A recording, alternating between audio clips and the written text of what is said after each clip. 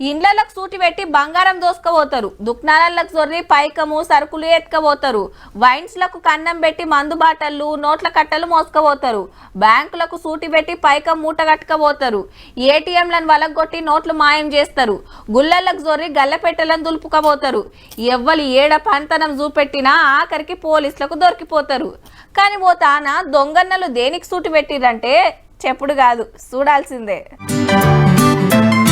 Police station లో దొంగలు పడ్డారు, 4 పోలీసులు సస్పెండ్ అయినరు. చిత్రముందిలే, గీడేముంటది దోసుకుంటానికి అనేరు గంజాయి ఉడ్స్కపోయినరు.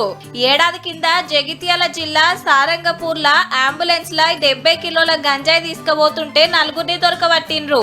అంబులెన్స్ సీజ్ చేసి స్టేషన్ లో పెట్టిండ్రు. గంజాయి సుత అందులోనే ఉన్నదట. ఆయనతో బయటికి వాసన వచ్చినట్టుంది. 2 వారాల కింద స్టేషన్లకు జొర్రి అంబులెన్స్ అద్దాలు వలగొట్టి గంజాయి ఎత్తుకపోయిందట దొంగన్నలు. పోలీసులు దొంగల్ని పట్టుకొని స్టేషన్ లో పెడతారు. అసొంటిది పోలీస్ స్టేషన్లనే దొంగలు పడ్డారంటే నాదాని కాదా మరి? పెద్ద సార్లకు తెలిసి ఎంక్వైరీ చేపిస్తే డ్యూటీలు ఉన్నోళ్ళు లాపర్వా చేయబట్టే గిట్లయిందని తేలిందట. ఇగేముంది, 2 ఎస్ఐలు 2 కానిస్టేబుళ్లను సస్పెండ్ చేసిండ్రు. అయినా స్టేషన్ లో దొంగలు పడేంత ధైర్యం చేస్తారా? ఇంటి దొంగల పనే కావచ్చనే డౌట్ సుతా కొడుతుందట. ఏం జరిగిందో గట్టిగా ఎంక్వైరీ చేయరి సార్లు.